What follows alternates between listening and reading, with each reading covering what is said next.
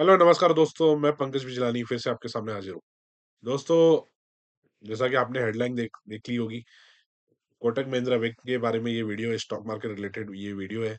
आज कोटक महिंद्रा बैंक ने almost 9 to 10% की रैली दी और उसमें मैंने भी एक ट्रेड लिया हुआ था। तो why- मैंने सोचा why not to share with my viewers. तो बिना टाइम वेस्ट किए डिस्कस करते हैं नॉलेज जो भी अवेलेबल है ऑनलाइन, और अपने साइड से इनसाइट देता हूँ कि क्यों आई कोटक महिंद्रा में ये मूव, और पर्सनली मुझे ये बैंक कैसा लगता है। तो सबसे पहले सबसे इम्पोर्टेंट देख लेते हैं डिस्क्लेमर, जो कि बहुत ही इम्पोर्टेंट है क्योंकि ये स्टॉक मार्केट रिलेटेड वीडियो है and I am not a SEBI registered analyser. अगर आप कुछ डिसीजन लेते हैं तो अपने रजिस्टर्ड एनालाइजर से बात करके लीजिए। तो ये आ गया है थंबनेल पे, Kotak Mahindra bank rallies over 9% after Q3 result. जैसे ही Q3 क्वार्टर 3 के रिजल्ट आए, 9% बढ़ा है। मुझे भी उसमें थोड़ा प्रॉफिट हुआ है 8600 का। बाकी की चीजें आ जाते हैं हेडिंग पे। Kotak Mahindra bank rallies 9% after Q3 PAT rises 10% year on year. जो पैट है वो 10% से बढ़ा है, तो इसलिए इनका ये स्टॉक जंप हुआ है। व्हाट शुड इन्वेस्टर डू, इनका क्या कहना है आर्टिकल्स वालों का, वो देख लेते हैं।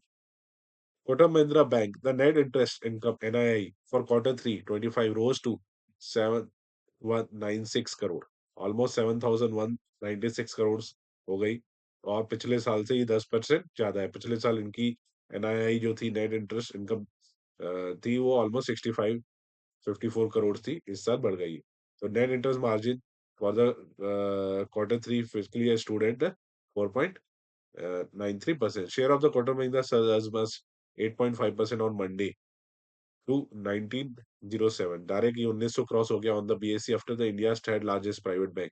कोटक महिंद्रा बैंक इंडिया का थर्ड लार्जेस्ट प्राइवेट बैंक है by market capitalisation, reported 10% jump in its December quarter net profit. इनका प्रॉफिट भी जंप हुआ है। जो लास्ट ईयर इनका 3005 करोड़ का प्रॉफिट था, इस साल 3305 करोड़ का प्रॉफिट है, तो ऑलमोस्ट 10% का प्रॉफिट भी जंप हुआ है। एनआईआई बढ़ा है, तो इसलिए इतना बड़ा जंप दिया। Meanwhile the lender interest earn in Q3 '25 stood at 13,427 crore, up 14% from 11,799 crore. तो इनका जो लेंडर इंटरेस्ट है वो भी बढ़ा है इन द लास्ट ईयर के कंपैरिजन में। Kotak Mahindra Bank standalone cost of the fund has fallen on quarter to 5.06 in December quarter from 5.15, as it benefited from cutting the saving account deposit rate by 50 basis point। तो इन्होंने saving point पे कम interest दिया है, तो उसमें भी उनका positively impact आया है। और to 3% for the balance under 5 lakhs। अभी ये 3% ही देते हैं जिनका बैलेंस 5 लाख के नीचे है। The bank could marginally increase in net interest margin (NIM) to 4.93% in Q3 from 4.91% in Q2, despite the pressure on yield on advance. Some part of the reduction in yield on advances due to the bank loan leading towards the higher secured lending that fetches lower rate of than unsecured loan। तो ये सब reason है। तो again net interest margin बढ़ा है, profit बढ़ा है, तो ये रीजन रहा कोटक महिंद्रा बैंक ने इतना बड़ा जंप दिया। तो ये मेरा एक स्क्रीनशॉट है। मैंने जो किया था, इसके मैंने 1700 के पुट बेचे थे। अभी जिनको पता नहीं है उनको मैं बताना चाहूंगा, पुट मतलब कि 1700 के नीचे स्टॉक नहीं जाएगा ऐसा मुझे लग रहा था, इसलिए मैंने 1700 के पुट बेचे थे, 2 लॉट बेचे थे। तो उनकी कॉस्ट थी ऑलमोस्ट 12.2। तो आज डायरेक्टली कॉस्ट हो गई 1.45। मैं बुक नहीं कर पाया प्रॉफिट, बट ये एक डायरेक्टली एक मुझे प्रॉफिट दिख रहा है अपने ट्रेडिंग अकाउंट में, तो उसी का मैंने स्क्रीनशॉट ऐड किया हुआ है। बाकी की डिटेल देख लेते हैं, स्क्रीनर.com पे आ जाते हैं। तो अभी इनका मार्केट कैप हो गया है 3,81,818 करोड़। आज ही बढ़ा है, मतलब आप पकड़ लीजिए 30-40 हजार करोड़ तो आज ही बढ़ा है इनका मार्केट कैप। तो आप खुद सोचिए इंडिया में कितना पैसा है, कितनी बड़ी-बड़ी कंपनीज़ है और कितने बड़े-बड़े मूव आते हैं।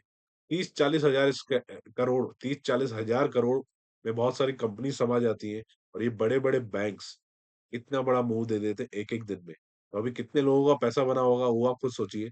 और ये आप देख रहे हैं ये चार्ट, डायरेक्ट ये जो जंप आया है। मतलब ये कल तक था 1760 पे, आज आ गया है डायरेक्ट 1900 की क्रॉस में। तो बहुत लोगों को प्रॉफिट हुआ रहेगा। और कंपेयर करें, भारत का तीसरे नंबर का बैंक है। और दोस्तों अभी होता क्या है देखिए, being a real estate expert and market tracker, तो मैं कोरिलेट कर पाता हूँ कि बैंकिंग इंडस्ट्री इतनी बड़ी है, तो रियल एस्टेट में भी इस तरह के फॉर्मेशन होने चाहिए, ट्रांसपेरेंट चीजें होनी चाहिए। बैंकिंग इंडस्ट्री आप देखिए कितनी ट्रांसपेरेंट है इंडिया में, तभी उसके ऐसे रिजल्ट आते हैं।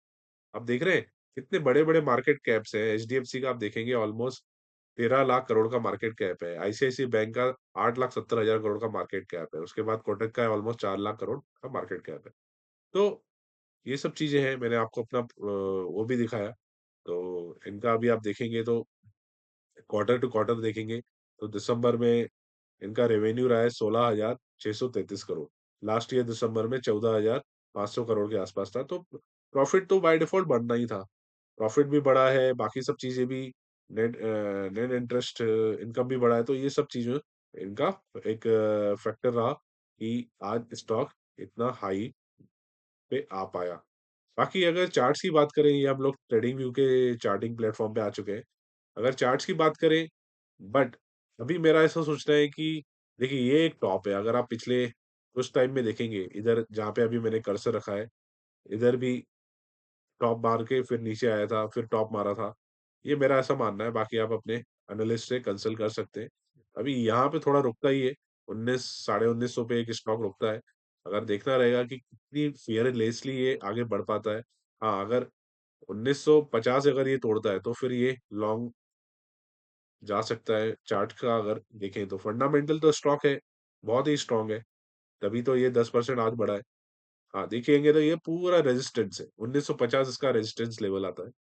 उसको बहुत मुश्किल से ये क्रॉस नहीं कर पाया है, बहुत टाइम से क्रॉस नहीं कर पाया है। आप देखेंगे तो 2022 21 में ये गया था 2200 पे, उसके बाद ये 1950 को क्रॉस नहीं कर पाया है।